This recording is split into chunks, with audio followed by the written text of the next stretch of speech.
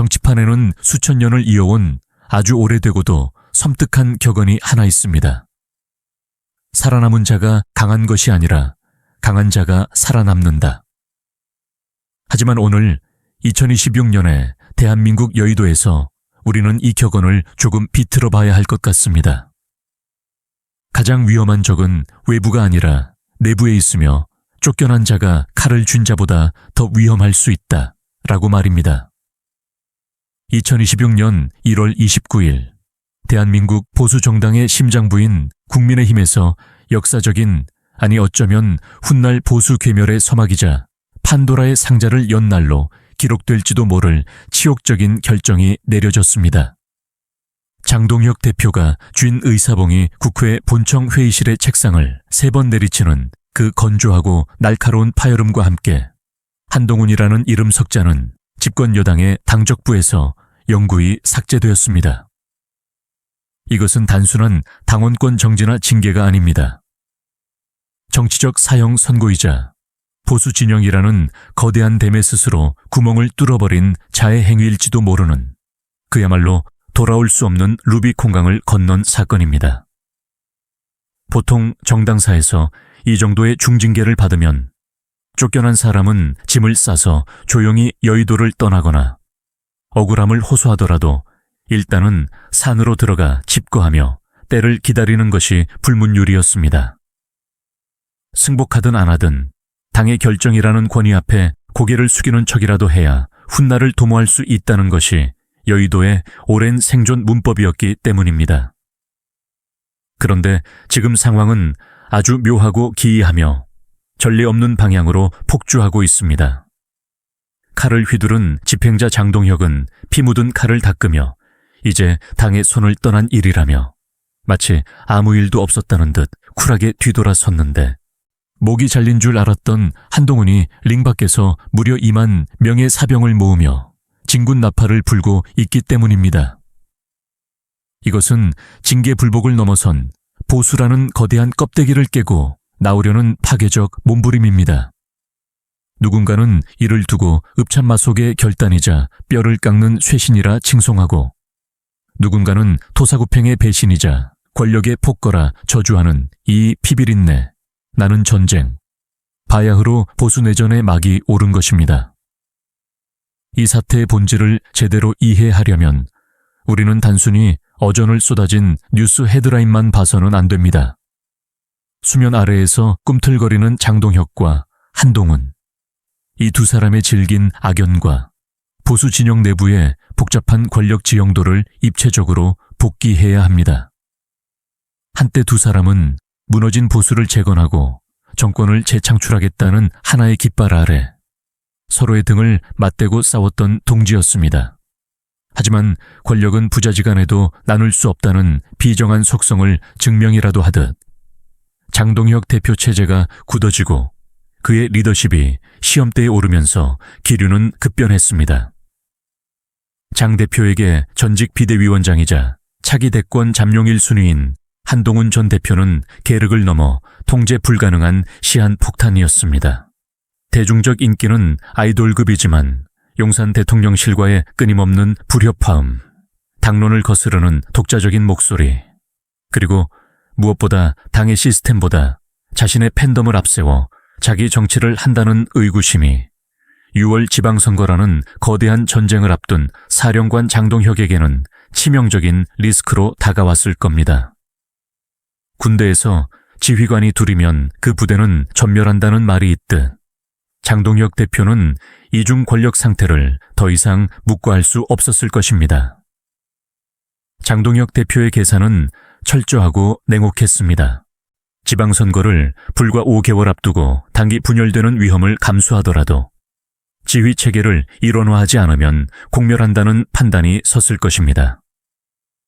폭탄을 안고 전장에 나갈 수는 없다는 냉철한 판단에 그는 폭탄이 터지기 전에 뇌관을 제거한다는 심정으로 단두대 버튼을 눌렀습니다. 1월 29일 의원총회장의 공기는 얼음장처럼 차가웠고 곳곳에서 고성이 오갔지만 장동혁 대표는 눈 하나 깜짝하지 않았습니다. 그는 감정을 철저히 배제한 채 기계적으로 법리적으로 그리고 시스템적으로 한동훈을 도려냈습니다. 하지만 여기서 장 대표가 간과한 것이 하나 있습니다. 한동훈 전 대표가 제명 직후 남긴 반드시 돌아오겠다는 짧은 한마디의 무게와 그 파급력입니다.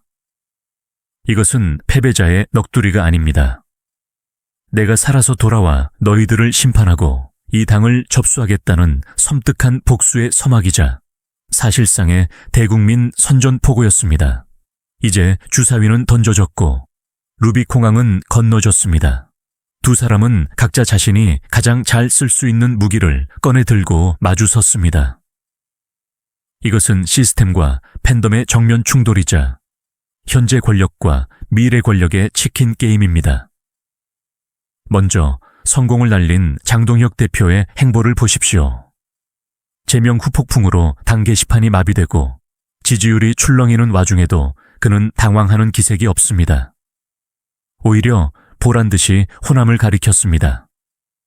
보수의 불모지인 호남 지역에 대규모 에너지 투자를 유치하고 지역 청년 인재를 영입해서 다가올 지방선거 공천판을 싹 갈아엎겠다는 것입니다. 이것은 고도의 정치적 계산이 깔린 승부수입니다.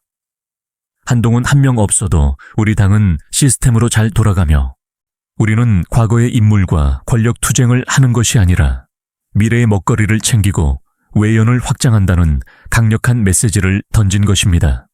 당내 소란을 잠재우는 가장 좋은 방법은 압도적인 성과와 새로운 비전 제시라는 것을 장 대표는 너무나 잘 알고 있습니다.